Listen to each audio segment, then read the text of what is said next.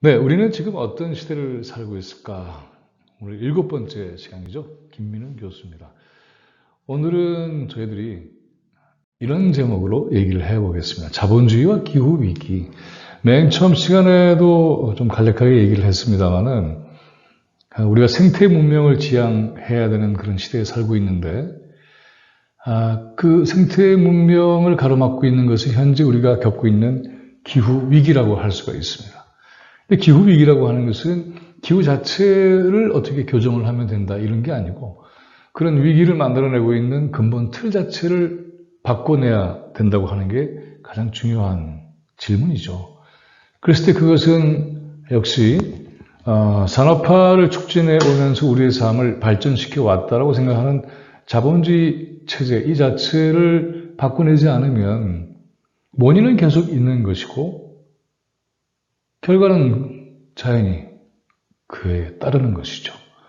결과를 어떻게 움직여 보겠다? 이런 건 안 되는 거죠. 그래서 원인이 되는 토대, 자본주의 체제의 문제를 체제 자체를 변화시키는 그런 노력을 해야만이 기후위기를 극복할 수가 있고 기후정의를 실현할 수가 있고 생태 문명을 촉진할 수가 있다. 이런 논리라고 하겠습니다. 그리고 이것은 단순히 논리로 그치는 게 아니라 현실이죠. 근데 자본주의 문제를 얘기하는 것은 자본주의를 구성하는 시스템 자체가 탄소 배출을 엄청나게 하고 있고 이 탄소 배출이라고 하는 것은 화석 연료를 기본으로 해서 하고 있기 때문에 그래서 그러한 것들을 어떻게 해결할 것인가 하는 게 아주 중요한 숙제죠.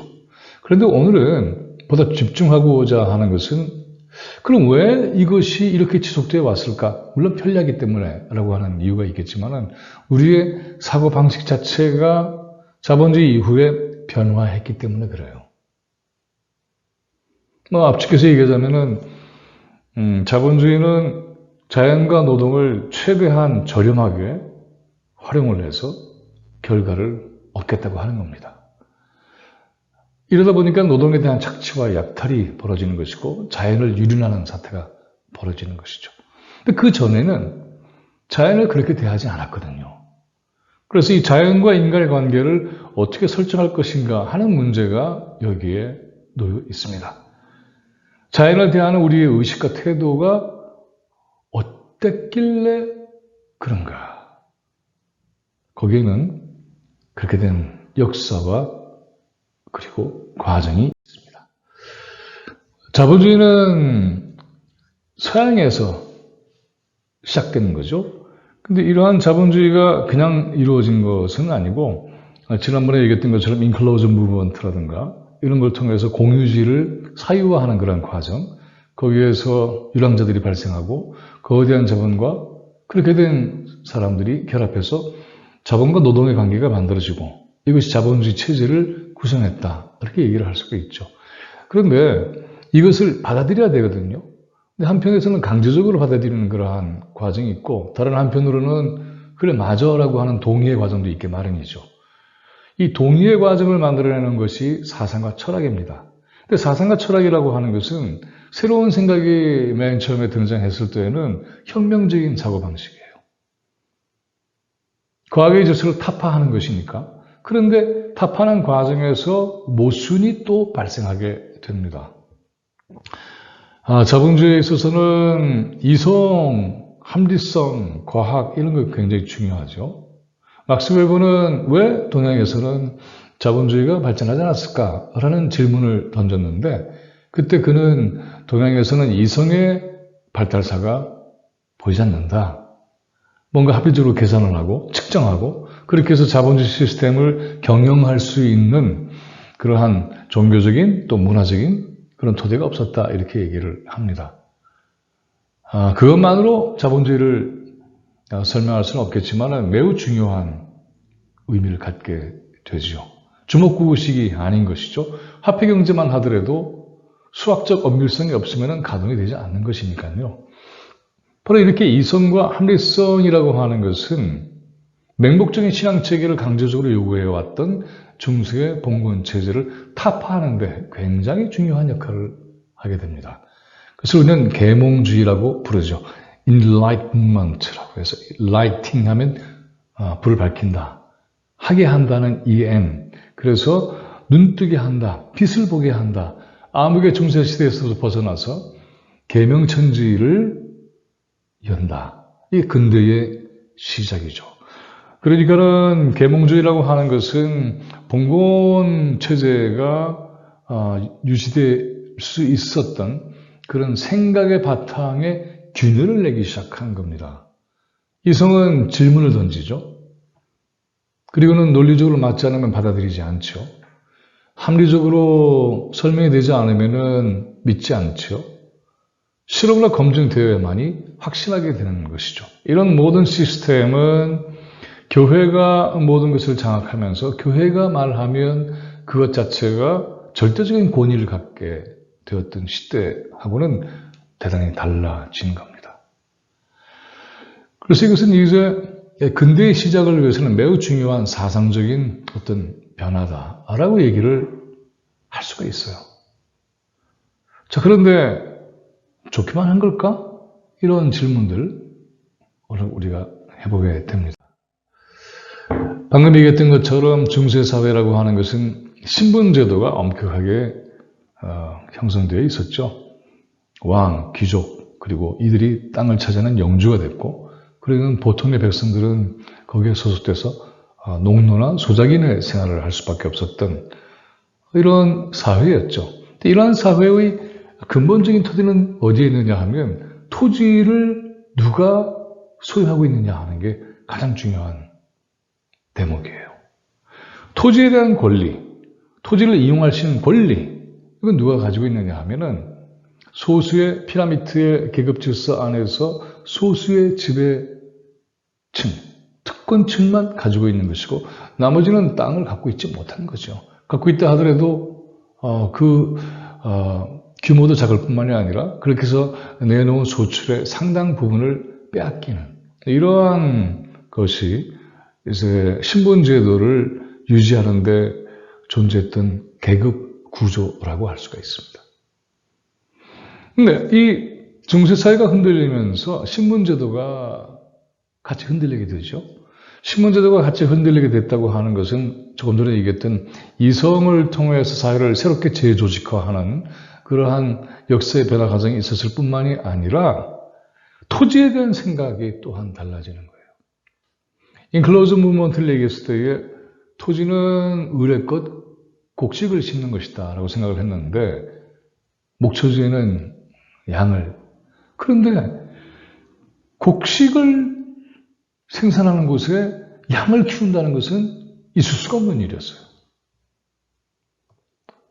그런데 이 양을 키워서 양털을 팔아서 그래서 돈을 버는 게 훨씬 더 이윤이 크다라고 하면은 갈아치워 버리는 것이죠. 그래서 공유지로 되어 있는 땅에서도 농민들을 쫓아내고 거기에 양을 키워서 울타리를 박아버리는 것, 그것을 바로 우리는 Enclosure Movement라고 얘기를 했습니다. 그리고 그것을 법으로 강제화시킨 것이 Enclosure Act. Act는 법이라는 뜻입니다.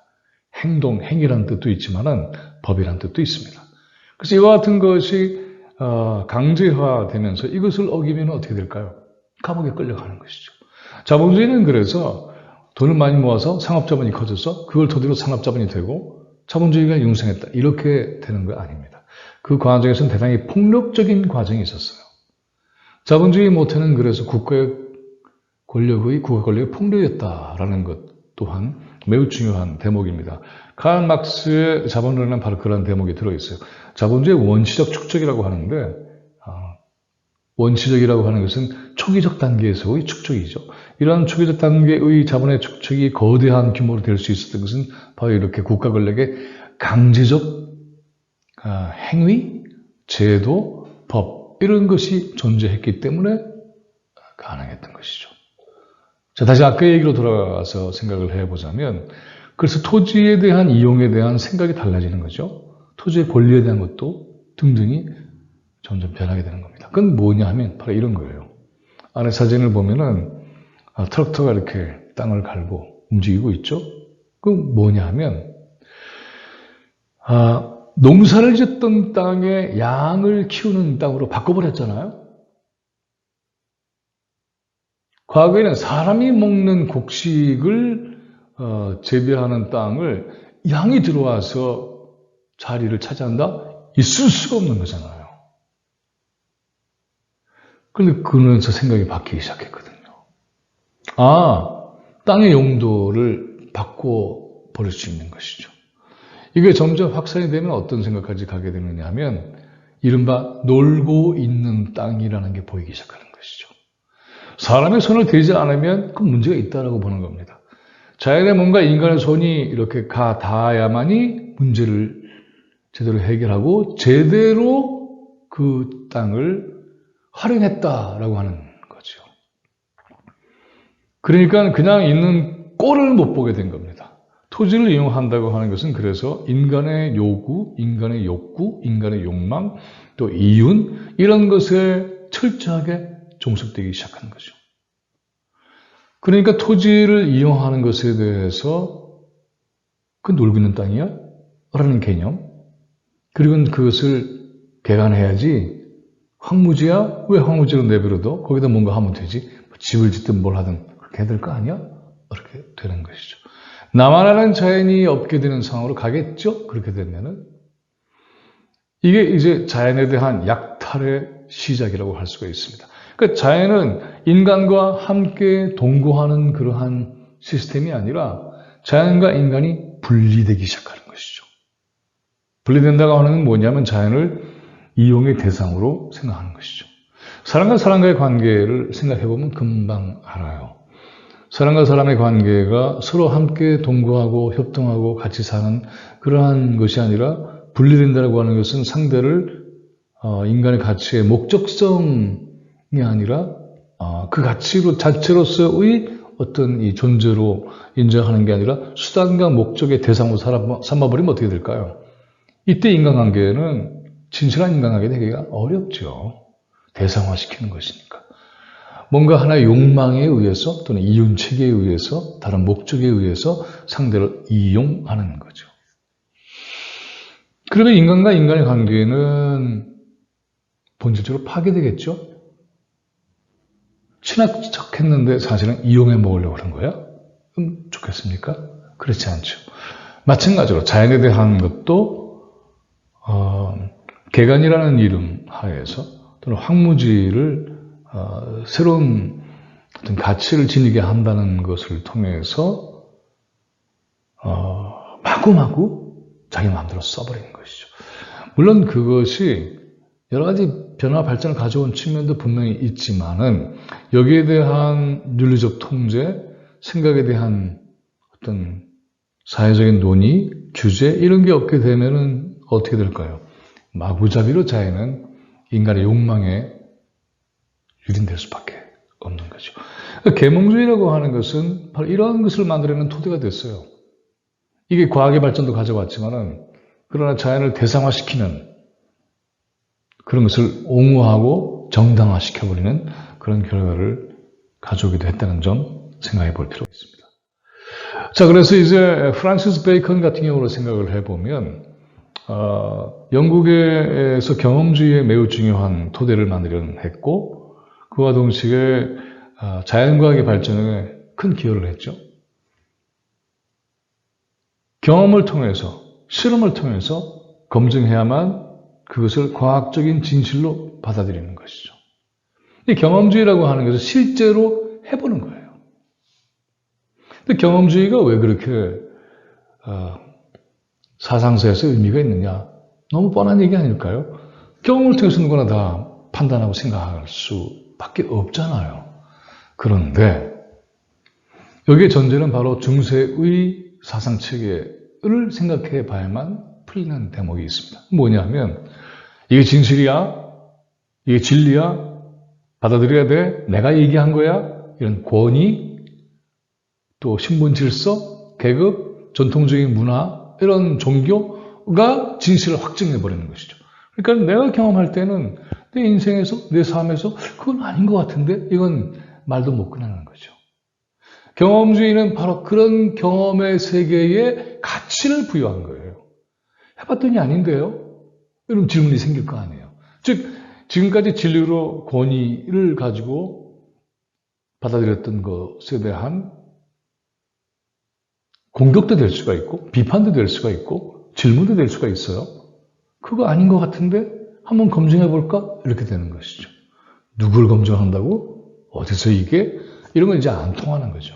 경험주의는 그러니까는 기존의 권위 체계를 그대로 승인하는 것이 아니라 정말 그럴까? 내 경험을 볼 때는 아닌 것 같은데 경험적으로 검증돼서 받아들일 때에 그것이 진실로 입증되는 거 아니겠어? 라고 하는 거죠.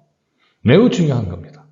계몽주의의 흐름 속에서도 의미 있는 생각의 발전이라고 할 수가 있습니다. 이러면서 과학이 발전한 것이죠. 실험하는 거죠. 실험한다고 하는 것은 뭐냐 하면 그 자연을 인간의 손에서 마음껏 요리할 수 있게 된다는 것이죠. 이런 정도로 끝나면 뭐 큰 문제가 없을 것 같잖아요. 사실 여러분 생각해 보세요. 오늘날에는 동물의 생명권, 복지권까지 얘기하는 세상이에요.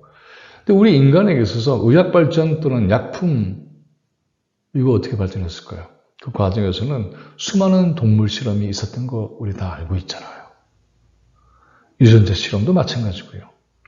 실험의 대상이 되는 자연, 생명에 대해서 공감하는 어떤 마음 능력을 배제해야만 가능한 거예요. 그렇지 않겠어요? 여러분이 어릴 때 개구리 해부 같은 거 혹시 해봤는지 모르겠지만 어릴 때는 그거 잘 모르거든요. 그래 지금 해보라면 쉽게 할 수 있을까요? 쉽게 못할걸요. 생명에 대한 우리의 생각, 태도, 마음이 달라져 있기 때문에 그렇죠. 어린 아이들은 더 민감할까요? 천만에 그렇지 않아요. 흥미가 더 중요하면 그런 건 배제되는 것이죠. 과학의 발전은 그런 측면에서는 그래서 굉장히 차가운 거죠. 자연에 대해서 아주 차갑게 대하는 태도를 가지는 거죠. 한 번의 실험이 안 되면 두 번, 세 번 해야 될 거 아니에요. 이걸 만약에 생명체에 적용해 본다면 수많은 죽음을 계획해야 되는 그런 태도를 길러내는 것이죠. 참 모순이에요. 사람의 생명을 살리겠다고 하는 그러한 과학이 있다고 하더라도 그 과정에서는 다른 많은 생명들을 죽이는 거죠. 어려운 문제예요, 사실은. 그래서 이걸 고통을 느끼면 과학 발전이 쉽게 되지는 않겠죠. 바로 이러한 태도가 확산되면 자연스럽게 인간이 아닌 생명체 또는 자기 종족이 아닌 생명체에 대해서 어떤 태도를 가지게 될까요? 맞습니다. 이성이나 합리라고 하는 칼을 들고 함부로 하기가 쉽겠죠. 이것이 우리 인류 역사가 겪었던 그러한 모순과 폭력이 되는 거죠. 그래서 이러한 과학이 팽창하는 거죠. 그 지구 전체를 둘러싸고 이런 일들이 벌어집니다. 자원을 획득한다? 이것도 말하자면 일종의 자연에 약탈 아니겠어요? 자기 나라, 자기 민족, 자기 종족이 오랫동안 살아왔던 곳에서만 그렇게 하는 것이 아니라 과학의 발전이 아까 우리 프란시스 베이컨의 그림에서도 봤지만은 항해를 가능하게 했고 이 항해를 가능하게 한 것은 지구 전체가 이와 같은 인간의 이성과 욕망의 대상이 됐다는 걸 뜻해요. 지구 전체가 그렇게 되는 것이죠. 초기에는 과학과 기술의 발전이 낮은 단계였기 때문에 대상은 지구였지만은 현실로 나타나기는 쉽지 않았겠죠. 그러나 이러한 과학과 기술이 발전하면 발전할수록 지구 곳곳이 나만 하는 것이 없게 될 거라고 하는 것은 시간 문제다. 우리 충분히 이해할 수가 있습니다. 그러면서 이 생명의 그물 체계가 파손당하는 거예요. 생명의 그물 체계라고 하는 것은 매우 중요하죠. 생명의 그물 체계를 통해서 많은 생명체가 살아있는 거니까요. 나무가 있고 풀이 있고 열매가 있고 그것을 먹는 초식동물이 있고 또 먹이사슬이 있고 거기에서 거처를 정하고 그리고는 공동체가 만들어지고 이러면서 그 생명의 그물이 하나의 덩어리로 움직이는 거죠. 그것이 우리의 삶의 근본 틀이라고 할 수가 있습니다. 그런데 이것을 어떤 욕망, 어떤 이윤, 어떤 목적의 대상으로 삼는 순간부터는 어떻게 될까요? 파괴되죠. 대형 농장 체제, 플란테이션이라고 하는데 이것이 갖게 되는 파괴적인 내용은 이런 것도 있어요. 단일 농작물 재배라는 거 있잖아요. 그건 뭘 뜻하죠? 생명 다양성을 완전히 부셔버리는 것이죠. 한 품종만 대량으로 하게 되면 나머지는 싹쓸이해서 멸종당하는 거 아니겠어요? 즉 그러니까는 인간의 삶을 발전시키고 개발한다고 하는데 실제로 나타나는 것은 그걸 파괴하는 쪽으로 가게 되는 것이죠. 근데 그걸 잘 인식을 하지 못해요.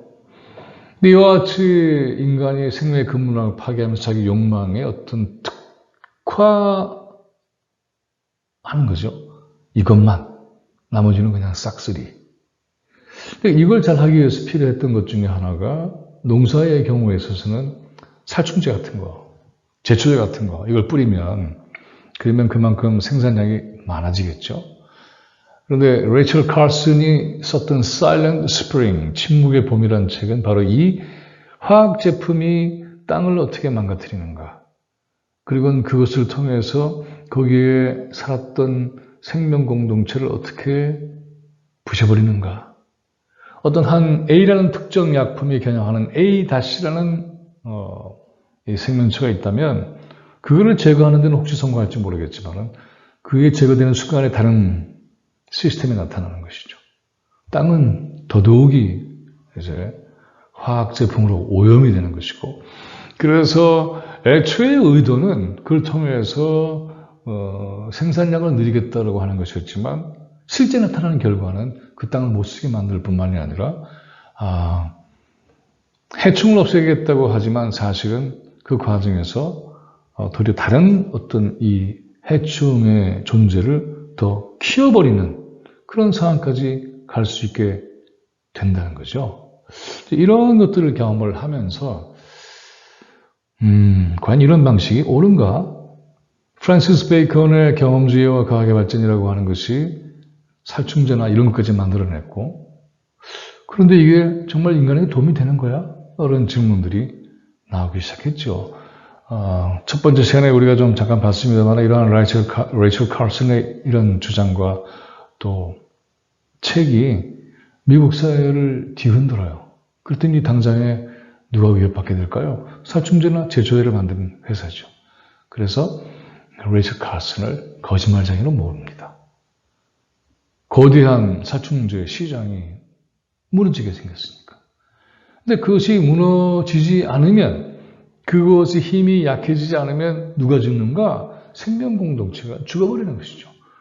초기에는 레이첼 칼슨이 많은 핍박과 비난을 받게 되지만 점차 레이첼 칼슨의 주장이 힘을 얻게 됩니다.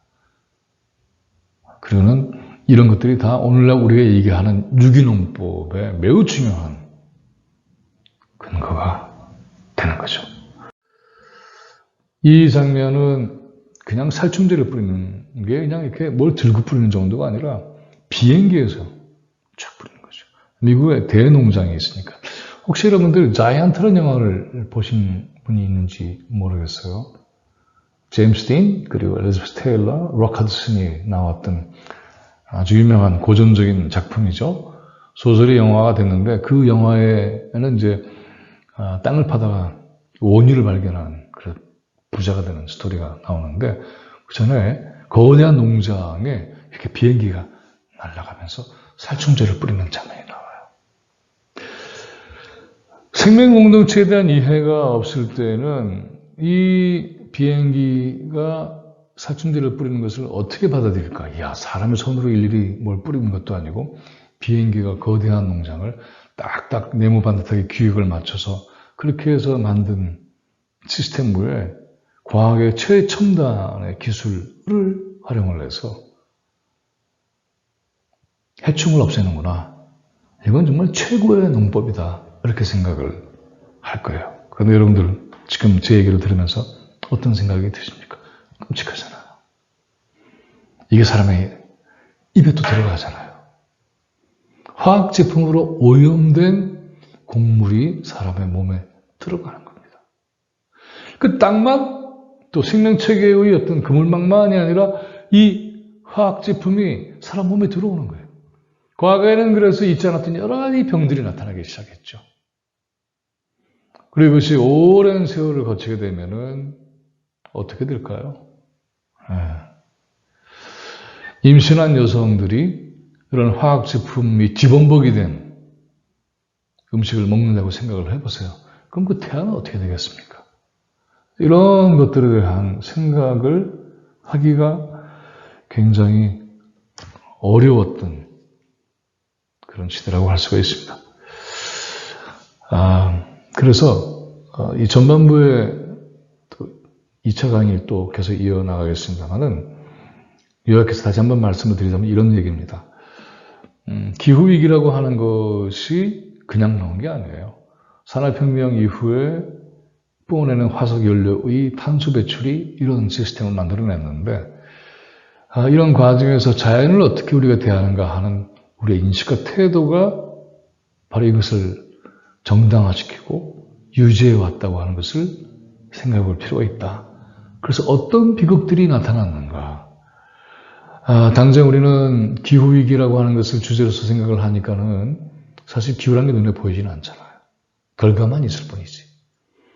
몸으로 느낄 수도 있겠죠.